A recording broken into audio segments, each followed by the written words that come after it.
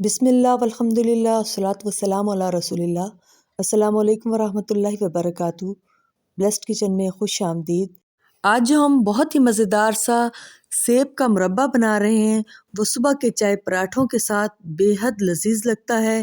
अगर आप उसको जैम के तौर पर ब्रेड के साथ खाना चाहें तो भी बहुत ही मज़ा आता है। सेब का ये मुरब्बा ना सिर्फ देखने में खुशनुमा है बल्कि खाने में भी बेहद लजीज और इसके अलावा सेहत के लिए बेहद मुफीद है। ये मैंने ग्रीन कलर के 4 सेब लिए हैं। इनको पहले मैंने बहुत अच्छे तरीके से धोया है क्योंकि अमूमन केमिकल्स वगैरह का स्प्रे होता है, इसलिए बहुत अच्छा सा धोना चाहिए। और धोने के बाद अब मैं टिश्यू पेपर से बहुत अच्छा सा इसको खुश्क कर रही हूँ। आप चाहें तो टिश्यू पेपर या किसी भी साफ़ कपड़े से इसको साफ़ कर लें। ये साफ़ करना भी बहुत ज़रूरी है ताकि कोई पानी का खतरा मुरब्बे के अंदर ना जाए, वरना मुरब्बा बहुत जल्दी ख़राब हो जाएगा। अब हमने इन सेबों के बारीक बारीक से छिलके उतारने हैं। पीलर से छिलके उतारने का फ़ायदा ये होता है, एक तो छिलके बहुत ज़्यादा बारीक उतरते हैं, दूसरी बात ये होती है बहुत ज़्यादा स्पीड में भी उतर जाते हैं। ये सेब हमने 600 ग्राम लिए हैं, यानी आधा किलो सेब से थोड़े से ज़्यादा हैं। उसमें से 4 सेब तो मैंने आपको बताए थे ग्रीन हैं और 1 सेब लाल रंग का है, उसका मैंने भी आपको छिलका दिखाया है। पहले हमने इसको बड़े टुकड़ों में काटा है, बीज निकाले हैं। अब हम इसको छोटे टुकड़ों में काट रहे हैं ताकि सेब को गलने में आसानी रहे और बहुत ज़्यादा देर ना लगे। हमने क्योंकि इसके अंदर पानी तो डालना नहीं है, हमने इसको बग़ैर पानी के ही गलाना है, इसलिए हमने इसके टुकड़े बहुत ज़्यादा बड़े नहीं करने। अब हमने एक पैन ले लेना है। पैन के अंदर हमने 2 टेबलस्पून ऑयल डालना है। हमने पैन की आंच कम ही रखनी है क्योंकि अभी अभी मैंने चूल्हा जलाया था, इसलिए आंच शुरू में ज़रा तेज़ है। लेकिन चूँकि ये स्टील का पैन है इसलिए बहुत तेज़ी से गर्म हो गया है, इसलिए अब हम इसको साइड पे कर रहे हैं ताकि ये जले ना और सौंफ बहुत अच्छी सी फ्राई हो जाए। हल्की आंच पे हमने इसको फ्राई करते रहना है और अब हमने इसके अंदर 1 टेबलस्पून सफ़ेद ज़ीरा डाल देना है। ज़ीरे का और सौंफ का टेस्ट इसके अंदर बहुत मज़ेदार आता है, बहुत ही अच्छी खुशबू आती है।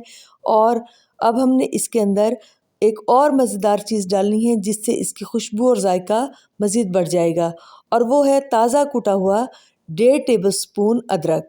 बहुत ही मज़े का टेस्ट आता है जब हम ताज़ा ताज़ा कूट के इसके अंदर डालते हैं, तो इससे इसका मज़ा और ज़्यादा दुबाला हो जाता है।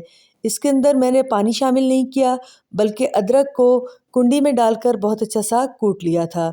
हमने इसी तरीके से पैन को बार बार चूल्हे पर रखना और हटाना है ताकि ये जले ना और अच्छी सी सूंधी सूंधी खुशबू इसके अंदर ही रह जाए।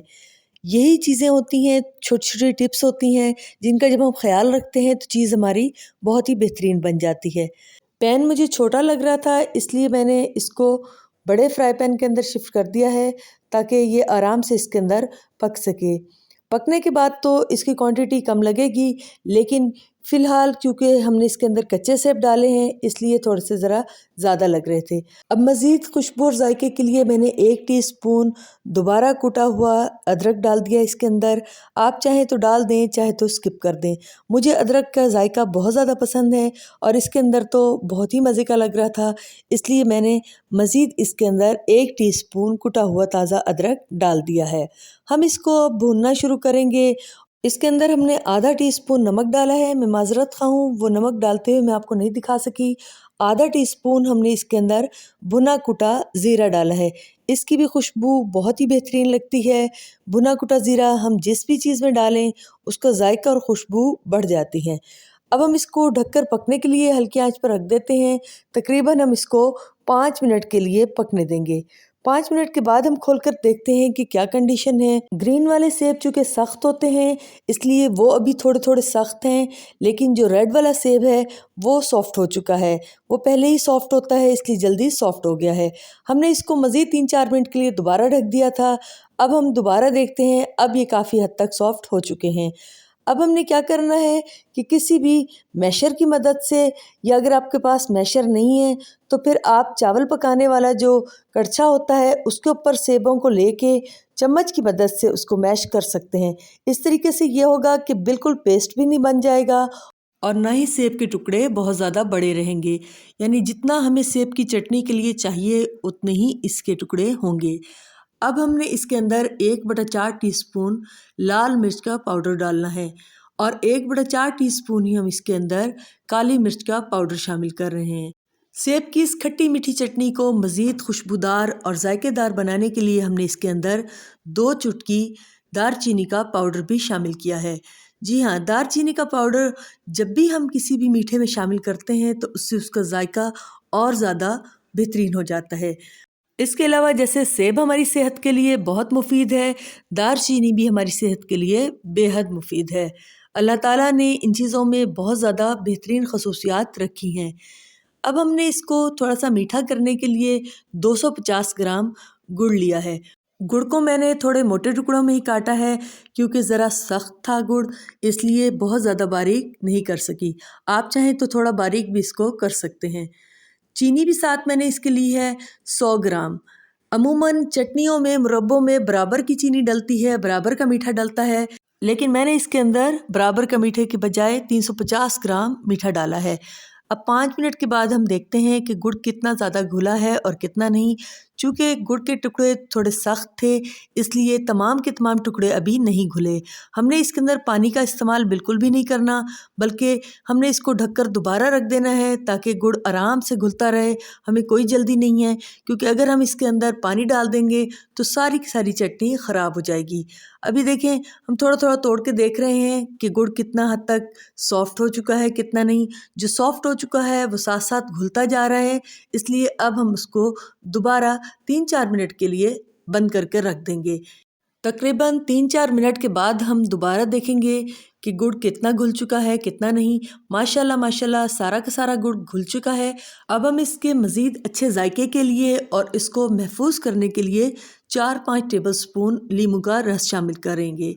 लीमू के रस से जायका भी अच्छा हो जाएगा इंशाल्लाह ताला और ये महफूज भी रहेगा। अब मैं इसके अंदर तरबूज के बीज शामिल कर रही हूँ, जो सेहत के एतबार से भी बेहद अच्छे हैं और जायका भी इससे बहुत ही मज़ेदार हो जाएगा।